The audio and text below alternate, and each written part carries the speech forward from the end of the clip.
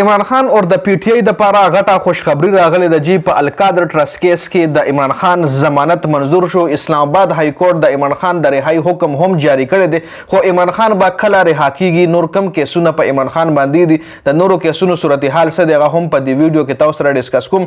عدت نکاح کیس کې د خاورمانه کا وکیل مختلف بهانې شروع کړي دي چې هم ډیټیل سره تاسو سره شریکوم. د عمران خان د لانګ مارچ د دوا مقدمو کې عمران خان ته ریلیف ملو شوی دی. د لانګ مارچ دوه مقدمې چې کوم دی کې عمران خان با عزت بری شوی دی.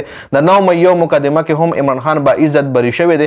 د الیمین ګنداپور په 11 مقدمو کې ضمانت منظور شو. د زرتاج ګل او ورسره د پی ټی آی د نور 50 کارکونانو دغه هم ضمانت منظور شوی دی. زرتاج ګل او د 50 نور چې کوم د پی ټی آی کسانو هغه انسداد دهشتګردي کې د انسداد دهشتګردي عدالت دغه ضمانت منظور کړی دی. د پی ټی آی او د جی یو آی ترمنځ یو ځل بیا اتحاد کې دوه ولدي او د دوړو ترمنځ ډومبنه مشترکه الیکشن هم مخې تر روان دي. د پی ټی آی او د جی یو آی اختلافات مزید هم کم شوي دي. مولانا فضل الرحمن دوباره د الیکشن کولو مطالبه کړې ده، خو فوج ته هم یو خواست کړی چې تاسو سیاست نه ځان لرې کړئ. نور هم څه اهم تفصیلات دي چې په دې ویډیو کې تاسو سره ډیسکس کوم. ویډیو خپل هم مکمل وګورئ او مخکې ملګرو سره ضرور شریک کړئ. پرون عدالتونو نه پی ټی آی ته یو ډیر غټ ریلیف ملو شوی دی. سوروزو داسې پی ټی آی د پاره عدالتونو نه ډیر ښه خبرونه راغلي دي او ښکاري داسې چې عدالتونه بغیر د دباو نه کار کوي او عدلیه او اسلام آباد های کورټ ججز ډیر زبردست فیصله جاری کړي دي. جی پرون ډیر اهم خبر دا راغو چې القادر ټرست کیس کې د عمران خان ضمانت منظور شو. اسلام آباد های کورټ چیف جسټس عامر فاروق 190 میلیون پاوند کیس کې د عمران خان ضمانت منظور کو.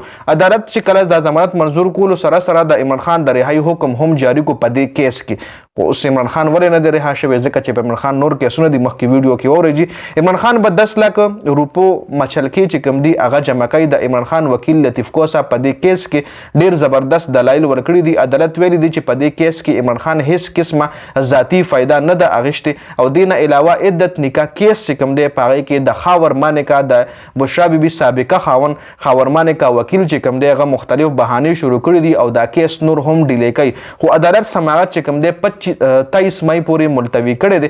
دینه علاوه سایفر کیس کې هم عمران خان گرفتار دی چې پای کې به هم ډیر زر عمران خان رها شي. عمران خان ته به ریلیف ملو شي. را روان 1 تاریخ پورې به تاسو ګورئ چې د هر څه به صفا شوي وي. ډیر کیسونه به د عمران خان د لرې شوي وي. عمران خان د پر ورو لارې کولاویږي.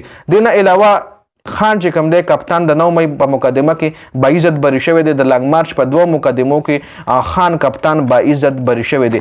الیمین ګنداپور هم په 11 مقدمو کې ضمانت منظور شوی دی چې پای کې د جی ایچ کیو حمله کیس هم یو مقدمه وا چې هغه کې هم الیمین ګنداپور ته غټ ریلیف ملو شوی دی. ورسره زرتاج ګل سره د پی ټی آی نور هم 50 کارکونانو چې د غي ضمانت هم انسداد دهشتګردي عدالت منظور کړي دي. پی ټی آی او جی یو آی ترمنځ ډومبنه مشترکه الیکشن د ان 148 ملتان د جی یو آی ټیکټ هولډر ملک سجاد په 19 مئی ضمني الیکشن د پاره د پی ټی آی رهنما بیرستر تیمور ملک د سپورټ کولو اعلان کړی دی.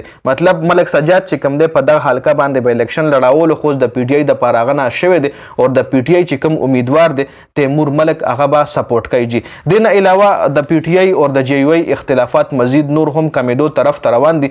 مولانا فضل الرحمن صاحب ویلي دي چې د جمهوریت په لاره کې ټول رکاوټونه به مونږ ختمو.